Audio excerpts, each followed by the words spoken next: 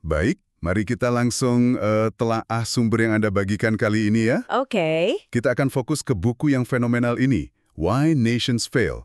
Penulisnya Daron Acemoglu dan James A. Robinson. Iya, betul. Dan yang menarik kan, mereka ini baru aja dianugerahi hadiah Nobel Ekonomi 2024. Nah, itu dia. Jadi relevan banget pembahasannya.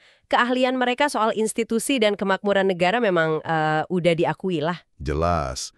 Dan buku ini kan bergulat sama pertanyaan yang, gimana ya, fundamental banget. Kenapa sih ada negara kaya, ada yang miskin? Iya, itu pertanyaan besarnya. Apa yang sebenarnya membedakan nasib mereka soal kekayaan, kesehatan, pangan gitu? Kita coba gali argumen kunci mereka deh. Sip. Biasanya kan kalau ngomongin ini, orang langsung mikir, oh mungkin budayanya beda, atau cuacanya, geografinya mungkin. Iya, itu asumsi umum ya. Tapi kayaknya buku ini punya jawaban lain ya. Nah, ini nih yang bikin penasaran. Betul sekali. Justru itu poin utamanya. Buku ini kan hasil riset 15 tahun loh. Wow, lama juga ya. Iya, dan kesimpulannya tegas. Faktor-faktor tadi itu, budaya, cuaca, geografi, itu bukan penentu utama nasib negara. Oh, jadi bukan itu. Terus apa dong? Argumen intinya itu ada di institusi politik dan ekonomi. Tapi yang penting, institusi buatan manusia. Buatan manusia? Maksudnya gimana tuh? Ya, aturan main gitu, aturan formal dan informal yang kita ciptakan sendiri buat masyarakat kita. Itu fondasinya. Oke. Buku ini pada dasarnya bedain dua jenis. Institusi inklusif, yang menyebar kekuasaan dan kesempatan secara luas, Inklusif? sama institusi ekstraktif yang justru kebalikannya, memusatkan kekayaan dan kekuasaan cuma buat segelintir elit. Wah, itu poin yang kuat banget ya. Institusi buatan manusia. Aturan mainnya. Bisa kasih contoh nyata nggak dari buku ini? Biar lebih kebayang gitu. Tentu. Contoh yang paling sering dipakai dan jelas banget itu Korea.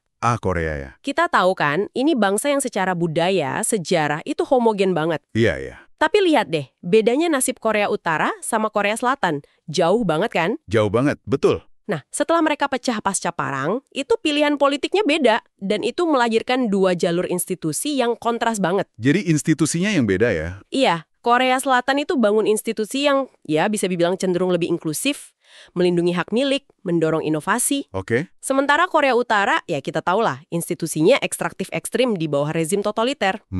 Hasilnya, satu jadi negara industri maju, kaya, satunya lagi terisolasi, miskin. Ini bukan soal budaya Koreanya, tapi pilihan institusinya. Wow.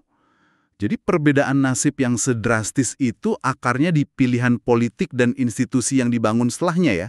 Bukan takdir geografis atau budaya gitu? Tepat sekali. Itu intinya. Dan kalau kita lihat gambaran besarnya, ini bukan cuma cerita Korea aja. Oh ya? Acemoglu dan Robinson ini merangkai bukti sejarah dari banyak banget tempat dan waktu, mulai dari Kekaisaran Romawi, negara kota Maya kuno. Wah, jauh banget ke belakang. Iya, terus Venesia abad pertengahan, Uni Soviet, negara-negara Afrika, Inggris, Amerika Serikat, banyak banget. Jadi mereka pakai semua contoh itu ya? Betul. Untuk membangun teori baru ini tentang ekonomi politik, yang menjelaskan kenapa sih kok kemakmuran dan kemiskinan itu nyebarnya nggak rata di dunia. Menarik. Kalau gitu, gimana teori ini bantu kita jawab pertanyaan-pertanyaan besar zaman sekarang? Yang disinggung di deskripsi buku juga kan? Iya, betul. Misalnya soal Tiongkok nih. Ekonominya kan melesat terus. Apa ia bakal nyalip barat? Atau soal Amerika, apa benar masa emasnya udah lewat? Terjebak di lingkaran yang cuma untungin sedikit orang aja. Nah, pertanyaan-pertanyaan itu relevan banget pakai kacamata buku ini. Teori mereka itu kayak ngasih lensa buat analisis. Oke. Misalnya soal Tiongkok. Mereka mungkin bakal nanya, pertumbuhan Tiongkok ini seberapa jauh sih didorong institusi yang beneran inklusif? Atau jangan-jangan masih banyak yang ekstraktif, yang mungkin ada batasnya nanti?